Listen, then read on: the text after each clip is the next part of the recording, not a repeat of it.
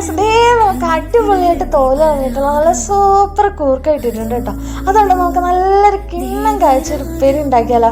അതിനാദ്യം എന്തേ കൂർക്ക ഇതേപോലെ നന്നായിട്ട് കഴുകിയെടുക്കണം കേട്ടോ. എന്താ വെച്ചാൽ നമ്മൾ ഫസ്റ്റ് തന്നെ കണ്ടില്ല, ഒരു മഞ്ഞ കളർ വെള്ളത്തിനകത്തല്ലേ ഈ കൂർക്ക കിടക്കണത്. എന്താ സംഭവം എന്ന് വെച്ചാൽ ഇവരിത് ക്ലീൻ ചെയ്തതിന് ശേഷം എന്ത് ചെയ്യുമെന്ന് വെച്ചാൽ കേട് ഇടാവാണ്ടിരിക്കാൻ വേണ്ടിയിട്ട് വെള്ളത്തിലിട്ട് വെക്കും. അപ്പോൾ ഇതിലുള്ള കറ മൊത്തം വെള്ളത്തിൽ ഇറങ്ങും കേട്ടോ. അങ്ങനെ വെള്ളത്തിൽ കറ ഇറങ്ങിക്കഴിഞ്ഞാൽ പിന്നെ ഇതിൽ കറ ഉണ്ടാവും, പിന്നെ ചെറിയ രീതിയിലുള്ള തോലുണ്ടാവും. അപ്പോൾ അതൊക്കെ പോകണമെങ്കിൽ നമ്മൾ പിന്നെയും ഇങ്ങനെ വെള്ളത്തിൽ കഴുകി കൊടുക്കണം കേട്ടോ.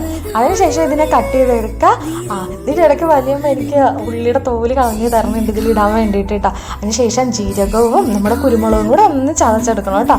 എന്നിട്ട് ഒരു പാത്രത്തിലേക്ക് തേങ്ങയും മഞ്ഞൾപ്പൊടിയും വെളുത്തുള്ളിയും പിന്നെ നമ്മൾ നേരത്തെ ജീരകവും കുരുമുളകും കൂടെ പൊടിച്ചെടുത്ത പൊടിയും നമ്മളെ കറിവേപ്പിലയും കൂടെ ഇട്ടിട്ട് നന്നായിട്ട് തിരുമ്മി മാറ്റി വെക്കണം കേട്ടോ. അതിനുശേഷം ഒരു ചട്ടിയിലേക്ക് കുറച്ച് എണ്ണ ഒഴിച്ചിട്ട് കടുകിട്ട് വറ്റൽമുളക് നമ്മളെ കറിവേപ്പിലയും കൂടെ ഇട്ട് കടുക് തളിച്ചതിന് ശേഷം എന്ത് ചെയ്യണം, നമ്മൾ നേരത്തെ അരിഞ്ഞ് വെച്ചേക്കണ കുറുക്കില്ല അതും കൂടെ ഇട്ടിട്ട് ഒന്ന് വരട്ടി കൊടുക്കണം. ആ ഒരു പച്ചക്കറ പോകുമ്പോഴത്തേക്ക് എന്ത് ചെയ്യണമെന്ന് വെച്ചാൽ നമ്മൾ ചെറിയ ഉള്ളി അരിഞ്ഞ് വെച്ചത് അതും കൂടി ഇട്ട് കൊടുത്ത് ഒരു 10-15 മിനിറ്റ് മൂടി വെച്ച് വേവിക്കണം കേട്ടോ.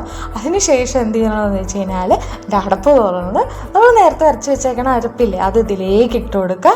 എന്നിട്ട് നന്നായിട്ട് മിക്സ് ചെയ്ത് പിന്നെ മൂടി വെച്ച് വേവിക്കേണ്ട ആവശ്യമൊന്നുമില്ല കേട്ടോ. അതിനുശേഷം നമ്മൾക്ക് ഇതിൻ്റെ ചോറിൻ്റെ കൂടെയോ എന്തിൻ്റെ വേണമെങ്കിലും ഇനി വെറുതെ ആണെങ്കിലും നമുക്ക് കഴിക്കാം.